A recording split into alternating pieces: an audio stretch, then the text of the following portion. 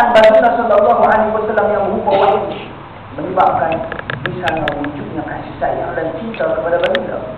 Tuan-tuan dan puan sekalian, pada hari ini realitinya masyarakat kita lebih mengenali ahli keluarga mereka, lebih mengenali haiwan peliharaan mereka daripada baginda sallallahu alaihi wasallam. Tanya orang bela kucing. Kucing dia sikit perut dia tahu. Kucing dia merengek sikit dia tahu ini tanda lapar, ini tanda sakit, ini tanda demam, bawa pergi klinik haiwan. Anak-anak kecil yang baru dilahirkan, baby lah kita katakan, sakit macam ini tahu sembuh dan sebagainya. Mereka lebih mengenali keadaan, situasi anak-anak mereka. Mereka lebih mengenali perasaan haiwan kesayangan mereka lebih daripada mereka memahami ataupun mengenali Rasul sallallahu alaihi wasallam yang wajib mereka cintai. Tuan-tuan dan puan sekalian, para sahabat radhiyallahu anhum ajma'in, betapa mereka mengenali Nabi sallallahu alaihi wasallam. Mereka tahu ketika mana Nabi sallallahu alaihi wasallam marah. Mereka tahu ketika mana Nabi sallallahu alaihi wasallam bergembira. Mereka tahu. Contoh Ibn Abbas radhiyallahu anhuma apabila turun surah An-Nasr, iaitu idza jaa nasrullahi wal fath wa ra'aita an-nasa yadkhuluna fi dinillahi afwaja fasabbih bihamdi rabbika wastaghfir innahu kana tawwaba. Umar Al-Khattab radhiyallahu anhu bertanya kepada tentera-tentera yang terlibat dalam peperangan Badar bersama-sama dengan Nabi sallallahu alaihi wasallam, sedangkan Ibn Abbas tidak terlibat. Ibn Abbas masih budak ataupun masih kanak-kanak. Maka kata Ibn Abbas, Umar menarikku ke dalam perbincangan bersama-sama dengan ahli-ahli yang terlibat di dalam peperangan Badar. Maka kata Umar, wahai Ibn Abbas, aku ingin bertanya kepadamu, apakah tafsiran kamu terhadap surah An-Nasr, itu izadah yang saya bacakan tadi?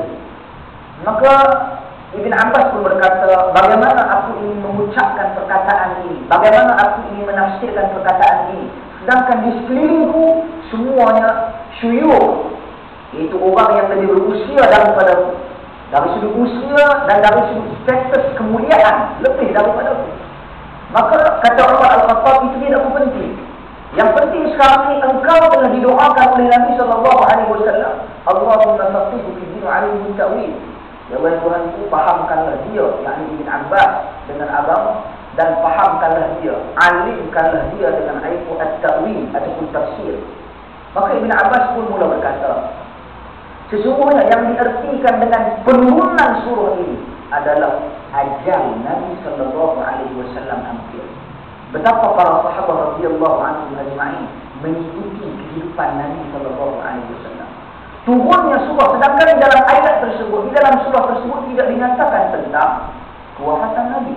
Sebaliknya dinyatakan tentang apabila jaa nasrullah wal fath, apabila tibanya pertolongan, bantuan daripada Allah Subhanahu wa taala dan pembukaan, yakni pembukaan kota Mekah. Kemudian kamu akan melihat, wahai Muhammad, orang akan masuk ke dalam agama Islam begitu ramai. Ataupun dalam perkataan yang lain, berbondong-bondong. Dan maka pujilah Allah Subhanahu wa taala, mohonlah pengampunan daripadanya hingga ke akhir ayat. Jadi ayat ini tidak menjelaskan tentang kewafatan Nabi, tetapi betapa para sahabat radhiyallahu anhum ajma'in mengikuti perkataan Nabi, mengikuti wahyu-wahyu yang disampaikan oleh Nabi sallallahu alaihi wasallam, sehingga mereka dapat merasakan bahawasanya ajal Nabi sallallahu alaihi wasallam hampir tiba. Begitu juga Abu Bakar As-Siddiq radhiyallahu anhu, apabila turun ayat di dalam surah Al-Maidah, al-yawma akmaltu lakum dinakum wa atmamtu alaykum ni'mati wa raditu lakum al-Islam dinan. Pada hari ini telah kusempurnakan agama kalian. Jadi orang lain, sahabat-sahabat Nabi yang lain bergembira dengan penyempurnaan agama, akan tetapi Abu Bakar As-Siddiq radhiyallahu anhu bersedih. Mengapa Abu Bakar bersedih? Kerana dia meneliti, memahami perkataan-perkataan Nabi sallallahu alaihi wasallam, betapa hampir dan dekatnya Nabi sallallahu alaihi wasallam dengan kewafatan. Kita lihat peribadi, perwatakan-perwatakan para sahabat radhiyallahu anhum ajma'in yang berada di sekeliling Nabi sallallahu alaihi wasallam, betapa mereka sayangkan Nabi, betapa mereka cintakan Nabi sallallahu alaihi wasallam. Umar Al-Khattab radhiyallahu anhu, jika kita lihat dalam peristiwa Ibn Sayyad itu salah seorang yang diriwayatkan merupakan Dajjal, yang disangka beliau adalah Dajjal. Ibn Sayyad ini hidup di zaman Nabi SAW.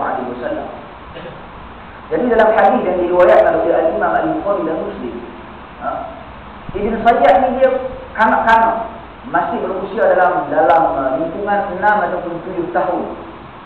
Ketika mana Nabi SAW menceritakan sifat-sifat Dajjal kepada para sahabat radhiyallahu anhum ajma'in.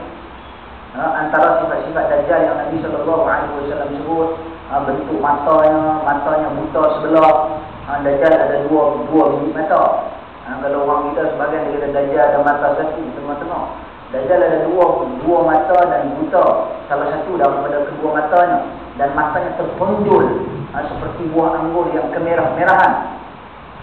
Jadi mereka melihat perwatakan Dajjal seperti yang diberitakan, yang diceritakan oleh Nabi SAW terdapat pada Ibn Sayyad.